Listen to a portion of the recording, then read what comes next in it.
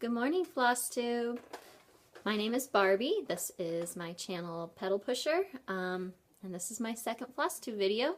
So I just want to first of all say thank you for everyone who has liked and subscribed and left comments for me after my first two videos, kind of part A and part B.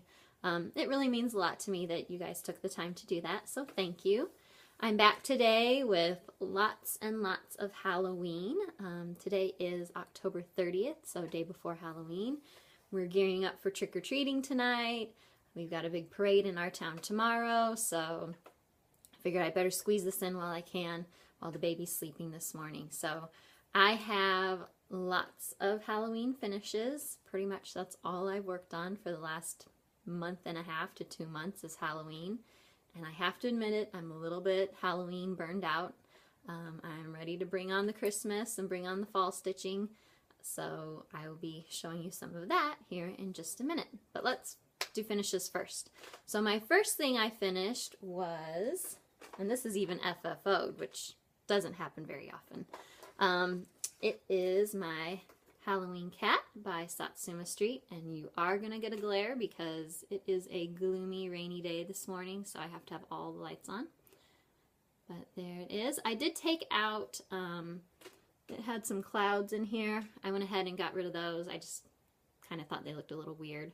But otherwise, it's on the called for weeks periwinkle, I think it's 30 count fabric, and using all the called for DMCs.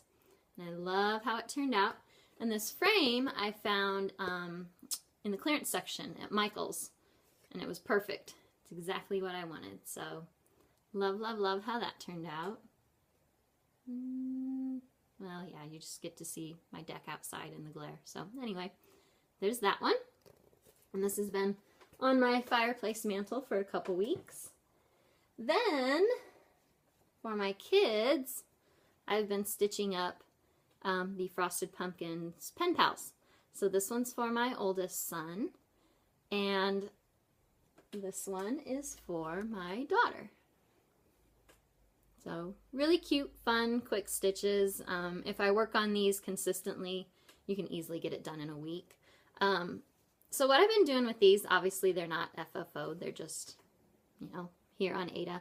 Right now they each have a little like clippy thing that they have by their beds, and so we change these out with the different seasons.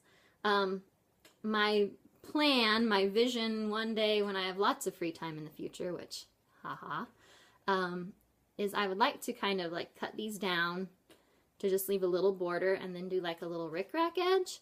So I'm thinking maybe mounting these on like some mat board, just using like a spray adhesive, mount them on the mat board, and then on the back side I would love to do some sort of like, kind of like it was a postcard type of thing, and write a little message to each kid on it there. So someday when I figure out how to do all that, that's my plan. I did change these a little bit. Let me show you the pattern. So this is the original. So you can see we've got Dracula and the pumpkin and the cat and the bat. Well, my son did not like the cat. He did not want it. So instead, I just made a little tombstone there, little RIP on it. He loved it. But then when I went to do my daughter's, of course, hers needs to be girly because she's a very girly girl. So what I did here, she wanted the cat, but didn't want the pumpkin, didn't want the bat, didn't want the vampire. So the cool thing that I really like about the Frosted Pumpkin patterns is that they're really easy to kind of interchange and switch out. So this little witch actually comes from their Halloween Town pattern. So she's over here. If you can, somewhere over there, I can't see. So I took that little girl, that little witch girl, she wanted her to look human, so I got rid of her green skin. And of course we had to have a pink pumpkin. There's never enough pink in my daughter's life. And then she wanted the little cupcakes in the corners. So I think it turned out really cute. And I like that way that they're personalized just for them. So I've been doing these, I think I've been working on them a little over a year. Not always super consistent. But I make one for each of them using, I've purchased all the Pen Pals patterns. Except I think there was an Easter one. I haven't gotten it yet. So This is my son's Valentine one. The original one, this is a little girl, so I just changed it to a boy. And then his favorite colors are blue and purple, so I swapped out some colors for him. And I think the little boy, the head and stuff, I got off of the Once Upon a Time sampler. Jack from Jack and the Beanstalk, I use him a lot as my template for my son. And then this is my daughter's. And that's just like it's charted. Then for St. Patrick's Day, it's a little hard to see on the yellow, but that's pretty much as charted, except I changed her to be a redhead because gotta have red hair, right? And then my son's, I think this one's my favorite. So I used Jack from Jack and the Beanstalk, but then I switched him around and made him into a little leprechaun. And then the pot is the pot of gold from Jack and the Beanstalk. So I really love how it turned out. I love his little beard, and I used some sparkly gold thread for the pot of gold and his little shillelagh. Super cute. I love him. Then for Easter, I used just as charted, but I let them pick out their barn colors.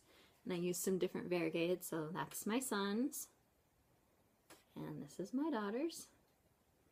More pink. And so I was doing really good in the spring. I have a summer for each of them. I think this one is as charted. And again, swapped out Jack from Jack and the Beanstalk and lost his sunglasses. Changed his clothes. And I brightened up the colors a little because this was a little too pastel for him. So I just kind of brightened them up.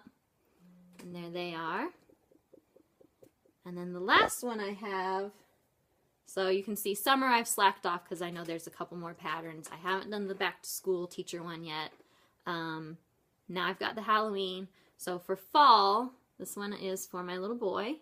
He loves pumpkin pie, so this one works perfect. And then I don't have one for my daughter yet, so you'll see that when I talk about my plans.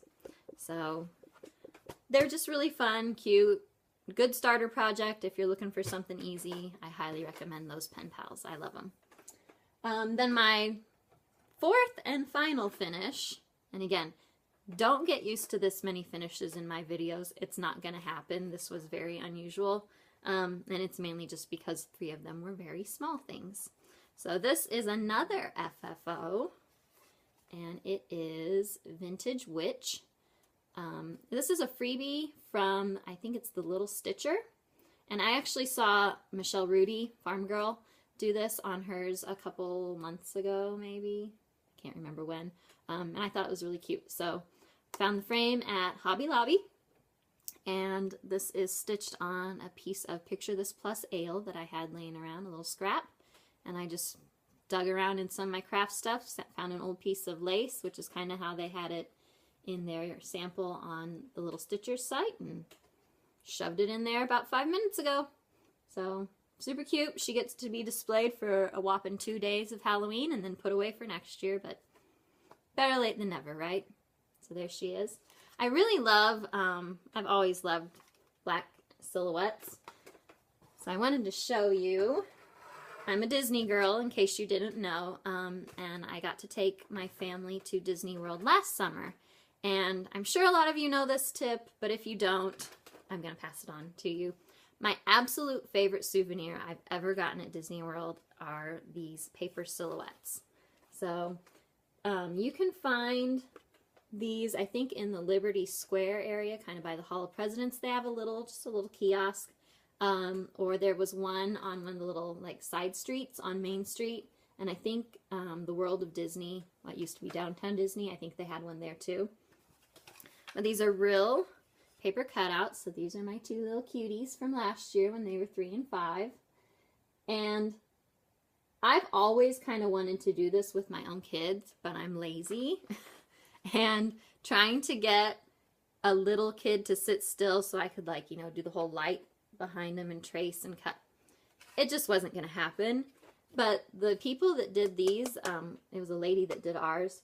She just literally grabs the paper, grabs scissors, looks at your child or whoever, and just goes snip, snip, snip, snip, snip, snip, snip.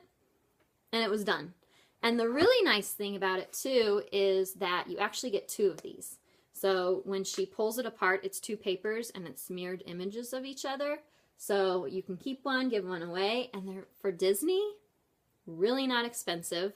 I think if you just get the paper, it's $8, and I think the frame was another $8. So $16 a piece. That's getting away cheap at Disney World, and I absolutely love them. They actually hang this way. So, got their cute little button noses while they were still little and adorable.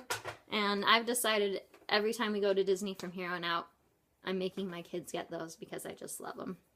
I'd love to have like a whole wall of silhouettes someday. So we have to go back because now that we have a third child, we need to get his paper silhouette cut out too. So my husband's really looking forward to that because he just loves, loves, loves Disney World. Not so much. Too bad. So those are my whips turned into finishes. I only have a tiny bit of haul to show you because since I'm not working, I'm trying not to buy stuff, but I can't quite give up my color and cotton. So these are the 5 new colors that I got for October. Beautiful as usual. I'll kind of hold them up and show you here real quick. So this one is called Salvia. Another pretty purple. We've got Hearth. Just kind of grayish purple. Fig. I really like that one. It's shown up a little brighter than it really is, but really pretty. And Tart Apple. And Golden Mum, which is nice fall yellow. So I'm hoping I can get my next fabric of the month from her. Hopefully it'll come in the next day or two. Fingers crossed. So yeah, can't give up that subscription. I love them too much. So last thing I guess is plans. Now that Halloween stitching is over, like I said earlier, I'm ready to move on to some Christmas stuff. I do need to work on my Stitchrovia Christmas Town that I showed you earlier. If I can handle the MCG textiles, I'll get back